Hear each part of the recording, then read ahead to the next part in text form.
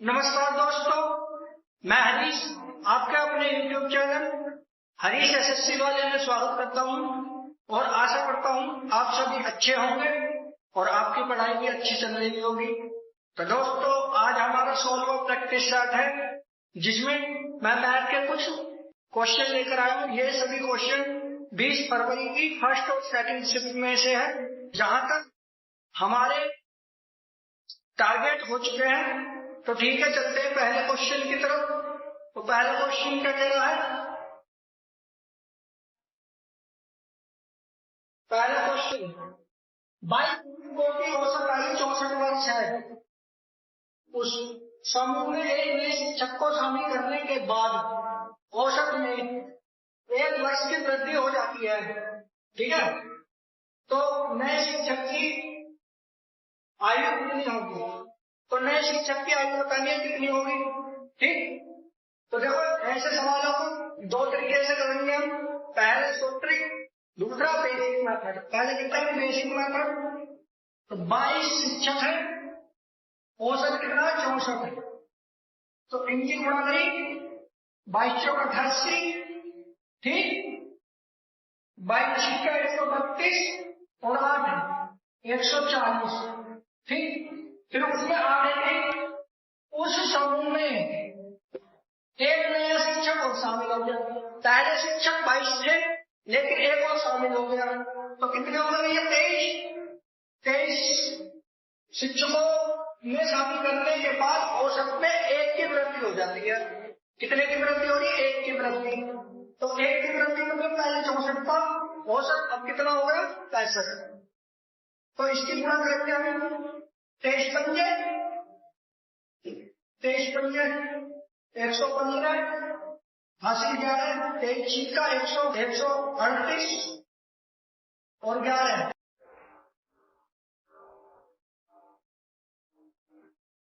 1495। 23 और 65 की गुणा करी 2300, 1495 आ गया। अब बात करते हैं कि नए शिक्षक की आयु कितनी होगी। तो देखो, नए शिक्षक की आयु निकालने के लिए इसमें से घटा दो 22 शिक्षकों की औसत आयु को घटा दोगे तो कितनी बची भैया? 7, 8। तो नए शिक्षक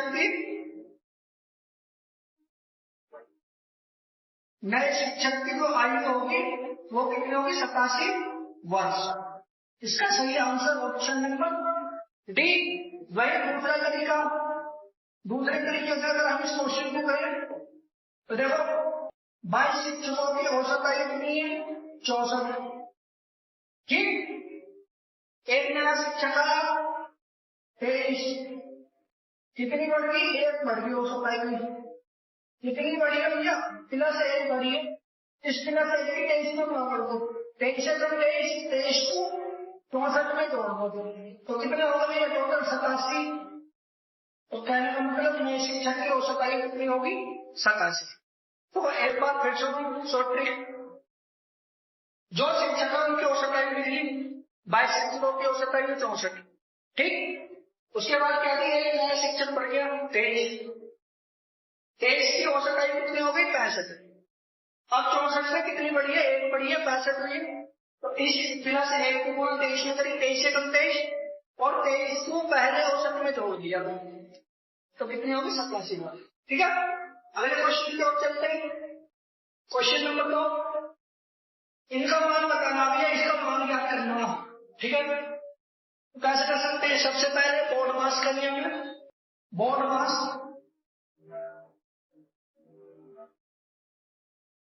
इसके अनुसार चलेंगे।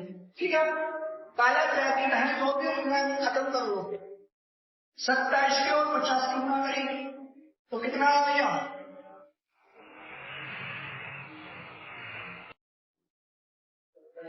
5×10। तो ये इसका जो ब्रैकेट को सॉल्व करता है 1350। ठीक, फिर भाग 25 गुणा मल्टीप्लाई 5। अब इस क्वेश्चन को खत्म कर लो। 15 में से 14 गए, 1 बचा। इसका मतलब क्वेश्चन का मतलब क्वेश्चन कटेगा तो गुणा का निशान +800। ठीक, भाग 25। आगे सॉल्व करते हैं। अब इसे 25 से भाग दी, 25 पंजे 125, ठीक, बचे कितने 10, 25 चौका 100, तो ये कितनी बार कर लिया 54 बार, ठीक। वही आगे बात करें, अब इसकी गुणा 5 गुणा 1, अब इस बात को खत्म कर लो, 25 के 75, 5 50, 25 दूनी 50, 32 बार कर लिया, ठीक।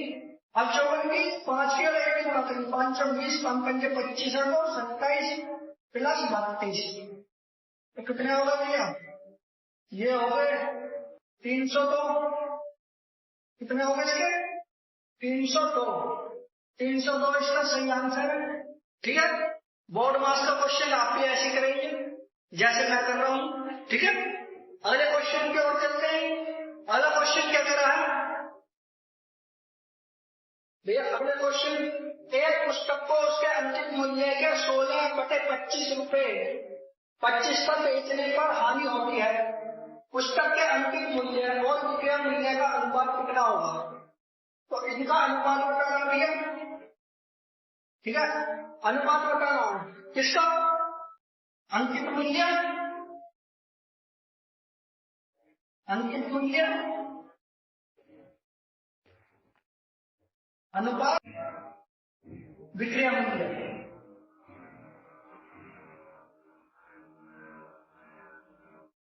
बहुत बेसिक तरीके से समझाने की कोशिश कर रहा हूं, लेकिन इस क्वेश्चन को हम शॉर्ट में खत्म कर देंगे। देखो, अंकित के 16/25 पर ले लिया, 16/25 का हानि होगी इसमें। अब हानि किस पर हुई है, अंकित मूल्य का, अंकित मूल्य कितना 25, ठीक, और कितनी में बेची है वो, बेची कितने में 16 में, ठीक, और विक्रय मूल्य 16, इसका सही आंसर होगा ऑप्शन नंबर ए। सिंपल सा क्वेश्चन, बस समझने का फर्क था। दूसरे तरीके से हम क्या करते हैं, पहले इसे परसेंटेज में कन्वर्ट करते, उसके बाद इसका विक्रय मूल्य और मूल्य निकालते हैं, एक अनुपात बनता है उनका परसेंटेज का, उसके बाद जब सॉल्व करते हैं, ठीक है।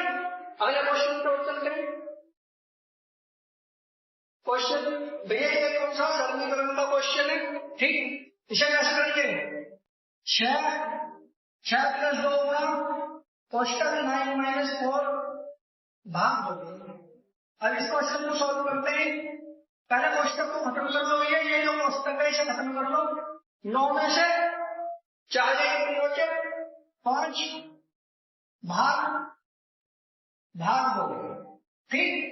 अब इस 2 से इस 2 को काट दो, कोई दिक्कत थोड़ी ना, ठीक। कितनी बार लेगा, एक बार, तो 5 एकम 5 और 6 का 11 इसका सही आंसर है, option number A is the correct answer, ठीक। सरलीकरण जैसे आप करोगे ऐसे ही मैं करूंगा। अगले क्वेश्चन की ओर चलते हैं। देखो ये भी 512 गुणा 64 बटे 100 प्लस 215 गुणा 46 बटे 100। अब इनकी गुणा करो, इन्हें ऐड कर देना, 100 से भाग कर देना, ठीक, इसका आंसर आ जाए, गुणा तो आप कर लोगे, ठीक है। अगले क्वेश्चन की ओर चलते हैं। अगला क्वेश्चन क्या है भैया, उसका आंसर मुझे कमेंट में जरूर बताना। एक वस्तु का विक्रय मूल्य 1690 रुपये है, यदि 35% की छूट दी जाए तो वस्तु का अंकित मूल्य कितना था। देखो, वस्तु पे छूट किस पे दी जाएगी, अंकित मूल्य पे छूट दी जाएगी, तो इसका फॉर्मूला जो रहता है बेसिक मेथड, अंकित मूल्य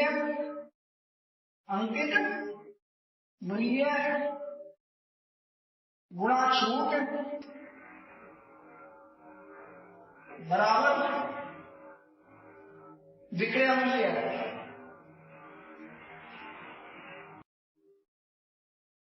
ठीक है, विक्रय मूल्य। तो बात करें अंकित मूल्य पूछ रहा है, तो इसे H मान लिया। छूट कितने परसेंट लिया? 35 की। अगर 100 में से हम 35 को बता देंगे तो हमारा वास्तविक मूल्य निकल जाएगा। वही विक्रय मूल्य कितना है? 1690। ठीक, अब बात करते हैं इसे 65 बटे 100 इक्वल टू, ठीक, 65 से 13 बार भैया 13 बार काटा, ये कितने बार कटा? 5 से 20 बार। 13 से ये कितनी बार कट गया? 13 बराबर है 100 उत्तर होगा। अब 30 की गुना इसमें कर दोगे तो एक्स की वैल्यू कितनी आ जाएगी? 13 को 26, तो 2600 रुपए इसकी वैल्यू आ गई अंकित मूल्य की। ठीक, तो इसका सही आंसर है ऑप्शन नंबर। अगले क्वेश्चन की ओर चले। क्वेश्चन नंबर 7, एक परिवार की औसत आय और व्यय का अनुपात। देखो भैया, इन क्वेश्चनों को जब भी करो तो लिख लिया करो आय, व्यय और बचत। देखो आय और व्यय का अनुपात, आय 19 है, ठीक, बचत व्यय कितनी है? 13, बचत कितनी हुई? 6 की। ठीक, उसने क्या किया? परिवार की व्यय जो है 29,510 रुपए है। कितनी है? 29,500। व्यय हमारा कितना? 13, 29,510 रुपए। पूछ रहा है या परिवार की बचत पूछ रहा है? बटे व्यय क्या है? 13, तो 13 से बटा 13 दूनी 26, ठीक, कितने बचे? 3, 35, 13 दूनी 26, कितने हुए? 9, 13 सत्ते 91।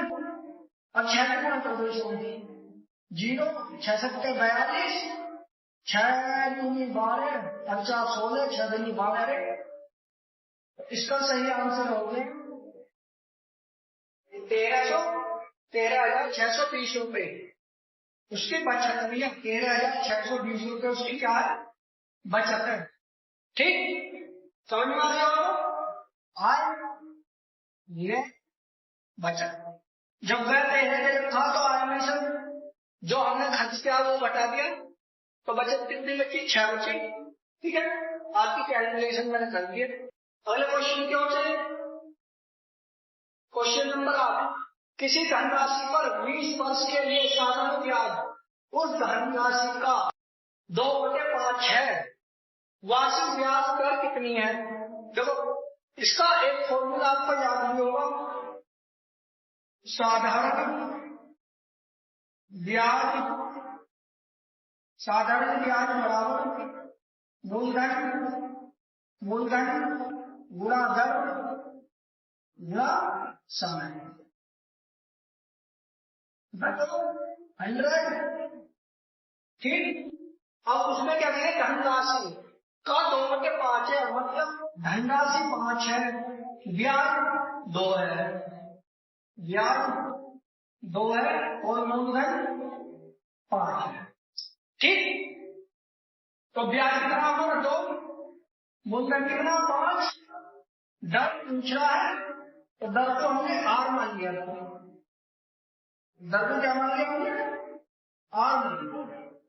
समय के लिए वर्ष के लिए करा 20 वर्ष के लिए बटे 100, तो 20 बटे 100, 5 से बटा 5 एक बार। ठीक, तो कितना? आर बराबर आ गई है 2%। आर बराबर 2%। ठीक, समझ में आ गया होगा आपके? तो इसका सही आंसर है ऑप्शन नंबर डी। ठीक, इस तरीके के क्वेश्चनों को ऐसे करना। साधारण ब्याज 2 दिया होगा, मूलधन 5, दर ज्ञात करवा रहा है, समय 20 वर्ष दिया होगा, बटे से 5 से और 20 से 100 पूरा कट गया, तो आर की वैल्यू कितनी है? 2%। ठीक, अगले क्वेश्चन की ओर चले।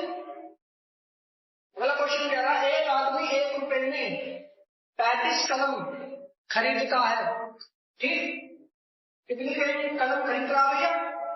35 कलम खरीद रहा है। 40% का लाभ अर्जित करने के लिए 1 रुपए में कितनी कलम बेचेगा? अब देखो ये कितना सिंपल क्वेश्चन है, बहुत सिंपल। मेरिट हाई जाने का यही कारण है कि सभी सब्जेक्ट बहुत आसान आए थे। तो बात करते हैं 1 रुपए में कितनी कलम खरीद रहा है? ये बताओगे ये कलम होगी, ठीक। अब उसे 40% किस पे चाहिए? जो चीज वो खरीद रहा है उसी पर तो 40% लाभ चाहिए उसे। तो भैया सीधी सी बात है, तो इसका 40% लाभ बटे 100 इक्वल टू 1/x। 1 रुपए में कितनी कलम बेचेगा, समझ गए? अब भैया अब इसे काट लो, एक जीरो से एक जीरो खत्म, ठीक। 7 दूनी 14, 7 पंजे 35, 2 से बता 2 पंजे 10, तो 5 बच्चे 25, 1/x, x बराबर कितना होगा? 25।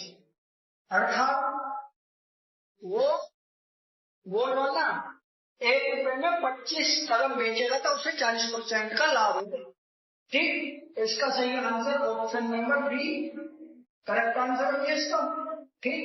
अगले क्वेश्चन की ओर चले। अगला क्वेश्चन क्या कह रहा है? 35 कर्मचारियों की औसत आयु कहते हैं, ठीक है भैया। तो करें इस सवाल को, तो 35 कर्मचारी हैं, उनकी औसत आयु के है अर्थात 35 के, ठीक। यदि प्रबंधन को भी शामिल कर लिया जाता है, अब पहले 35 कर्मचारी थे लेकिन प्रबंधन को भी शामिल कर लिया तो अब टोटल कितने आदमी हो गए? 36 हो गए, ठीक। तो औसत आयु कितनी हो जाती है? 19,000 रुपये हो जाती है भैया, 19,000 रुपये। अब इसकी मल्टीप्लाई करोगे तो कितनी हो जाएगी? नीचे का 114, नीचे 57 और क्या है 68, ठीक। तो इतने रुपए इनकी आय होगी सबकी टोटल की मिलाकर 36 की।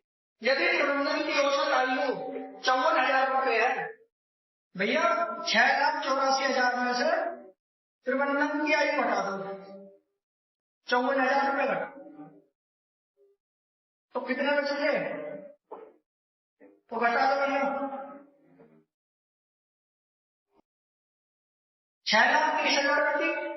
अब उसका पूछा के का मान क्या होगा? अब के का मान ज्ञात करने के लिए हमें 35 कर्मचारियों से बात लेनी पड़ेगी, तभी तो औसत आयु निकल आएगी। तभी 6,30,000 को हमने भाई भाग दिया 35 से।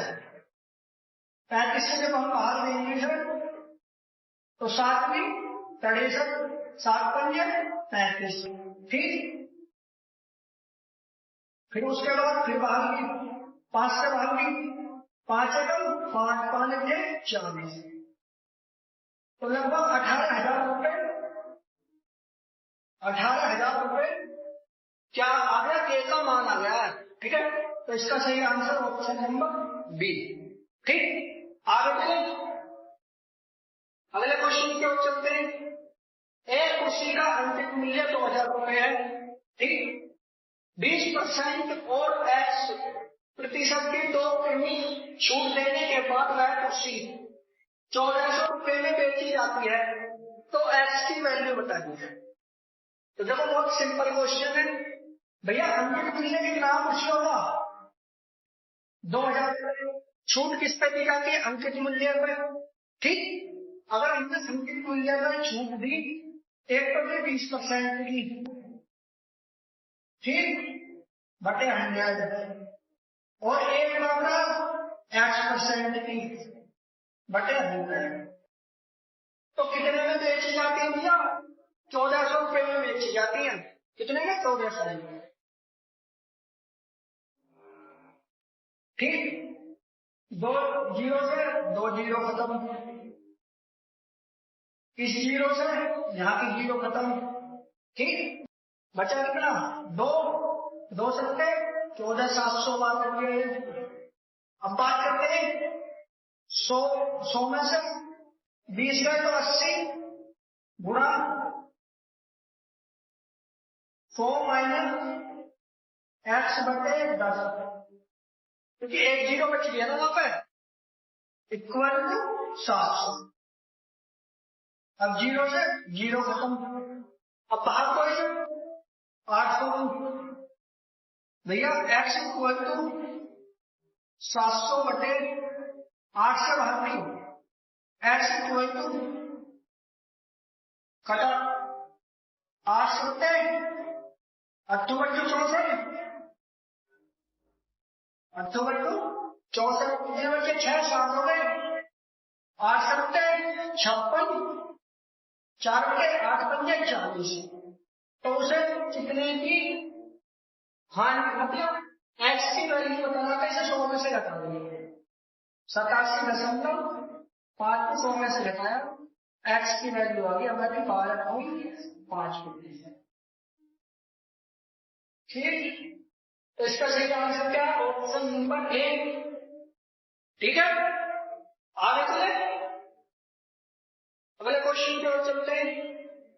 ए और बी दोनों 5050 गाड़ी की दर से अपनी गाड़ी बेचते हैं, ठीक, बेच दी। ए को भैया ए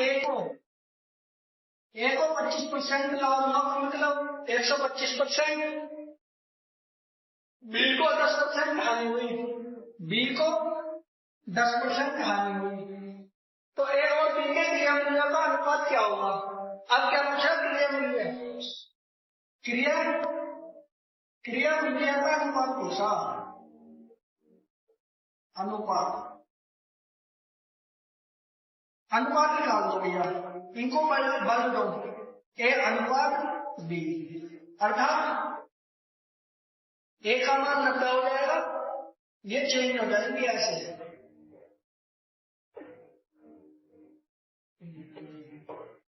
ये इधर कर दिया, इसका अनुपात इधर आ गया 125। अब भैया 5 से लगा, 5 एकम 5 अट्ठे 40, 18 बन गए 90, अनुपात 5 से घटा 25 बार। इसका सही आंसर क्या हो जाएगा? Option number C. क्रिया मूल्य की बात करें तो ऐसे करना है, ठीक है, जब इसका अनुपात पूछे क्रिया मूल्य का अनुपात पूछे, ठीक है।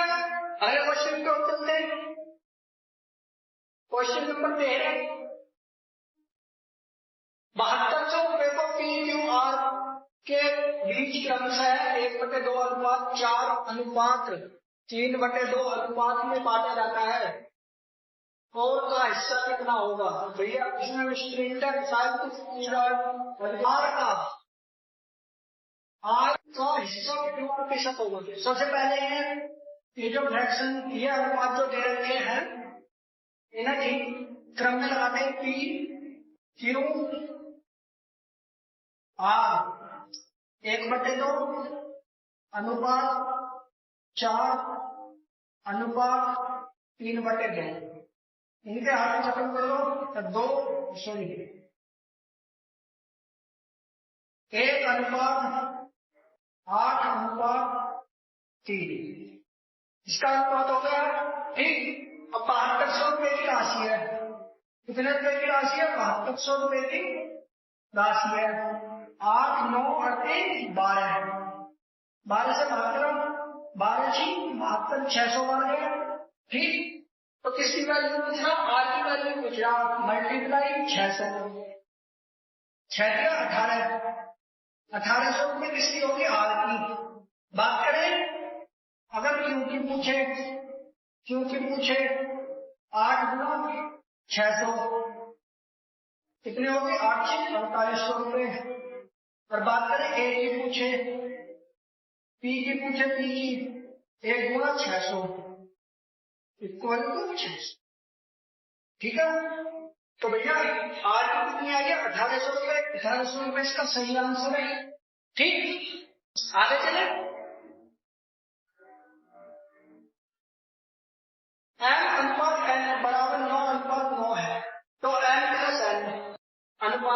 माइनस एन की वैल्यू बतानी है। देखो एम की वैल्यू 1, एन की वैल्यू ये है। अब किसका मान पूछ रहा है? एन प्लस एन दशमलव एम माइनस एन है। तो एन की वैल्यू कितनी मानी? 9, एन की वैल्यू 6, अनुपात 9 माइनस 9 6 15, अनुपात कितने बचे? 3। अब देखो 3 से कितने बार कट जाएगा? 3 कम 3, 3 पंजे 15। तो रेशो आगा 5 अनुपात 1 का, 5 अनुपात 1 का। इसका सही आंसर ऑप्शन नंबर डी। ठीक, अगले क्वेश्चन की ओर चले। 15वें क्वेश्चन की ओर चलते हैं। किसी वस्तु का विक्रय मूल्य 5175 रुपए है और उस पर 25% की छूट दी जाती है, तो वस्तु का अंकित मूल्य कितना है? अब देखो वही पहले जो करवाया था ना, अंकित मूल्य गुणा छूट बराबर विक्रय मूल्य। ठीक, अब जब विक्रय मूल्य निकाले खर्च हो गया 5175 इक्वल टू छूट कितने दी है? 25% की। तो ये कितने की वैल्यू? 75 की। 75 बटे 100 अंकित मूल्य मैंने एक्स मान लिया, क्या आसानी हो जाएगी। अब इसे कर देते हैं 100। 25 की 75, 25 का 100। ठीक, 3 से बताइए, 3 गुण 3 सत्ते 21, 3 गुण 6, 3 गुण 3 है। अब इसकी 4 की गुणा कर दो, एक्स बराबर 1725 गुणा 4, तो कितना आएगा? 20 10 28 29 4 4 2 6, लगभग 6900 रुपये आ रहे। तो इसका सही आंसर है ऑप्शन नंबर डी। देखो समझ गए हो गया ना? ठीक है, तो चलते हैं अगले क्वेश्चन की ओर। Question number 16। किसी धनराशि पर, देखो वही क्वेश्चन आ गया, 40 वर्ष तक प्राप्त साधारण ब्याज दर धनराशि का 2/5 है, तो वार्षिक ब्याज दर कितनी है? तो वार्षिक ब्याज दर बतानी हुई है। देखो ये तो हमारे क्या होगा? साधारण ब्याज, साधारण ब्याज। ये क्या होगा हमारा? मूलधन। ठीक, ये क्या है हमारा? समय। वही फॉर्मूला क्या होगा? साधारण ब्याज बराबर मूलधन गुणा दर गुणा समय बटे 100। ठीक, तो साधारण ब्याज कितना दे रखा है? 2, मूलधन 5, दर पूछ रहा है, दर को हम आर मान लें।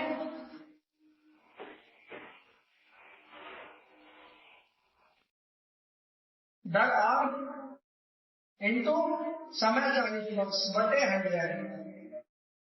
अब 40 को काटो, 1 0 से 1 0 कम, 5 दूनी 10, 2 से कटा 2 दूनी 4। ठीक, अब इस 2 से ये 2 खत्म, तो आर की वैल्यू कितनी आई? आर की वैल्यू आ गई 1%। आर की वैल्यू कितनी आ रही है? 1%। तो इसका सही आंसर ऑप्शन नंबर डी। ठीक, अगले क्वेश्चन की ओर चले। आज का लास्ट क्वेश्चन है, यदि एक आयत की लंबाई 14.28% की वृद्धि कर दी जाती है, तो क्षेत्रफल में अपरिवर्तित रखने के लिए इसकी चौड़ाई कितनी प्रतिशत घटाई जानी चाहिए? अब देखो आयत का क्षेत्रफल, आयत का क्षेत्रफल बराबर लंबाई का चौड़ाई, लंबाई का चौड़ाई। लंबाई को कितना बढ़ाया जा रहा है? 14.28%। तो यानी कि मतलब 14.28 मतलब 114.28 तो चौड़ाई को कितना घटाया जाए बटे 100 माइनस x बटे 100। ठीक, क्षेत्रफल अपरिवर्तित रहना चाहिए तो कितनी घटाई आपने, यानी मतलब क्षेत्रफल अगर 100 है तो 100 ही रहना चाहिए। ठीक, तो करेंगे तो इसे सोल्व कर लेते हैं। तो देखो इसे सोल्व करेंगे हम, ये देखो 100 माइनस एक्स इक्वल टू 10,000 बटे 14128। अब इसे बाहर ले लो और भैया 100 में से घटा दो, तुम्हारा आंसर आ जाएगा। इसका लगभग आंसर आप कमेंट कर देना। ठीक, भाई एक भाग करनी है, इसे काटे हमने, इसे काटते हैं 25 से, नहीं 4 से काटते हैं तो 2500 वाट कट जाएगा। इसे काटा 4 दुनिया 4 4 अट्ठे 32, 4 पंजे 20, 4 सत्ते 28। ठीक, अब इसे भाग कर लोगे आराम से आपका आंसर आ जाएगा। ठीक है, तो दोस्तों ये क्वेश्चन थे, लगभग 17 क्वेश्चन थे। ये सारे क्वेश्चन एसएससी जीडी के ही क्वेश्चन थे। तो आशा करूंगा कि आपको क्वेश्चन अच्छे लगे होंगे और मेरे द्वारा भी अच्छी तरीके से समझाए गए होंगे। तो दोस्तों वीडियो को ज्यादा से ज्यादा शेयर करना, चैनल को सब्सक्राइब करना। जय हिंद, जय भारत।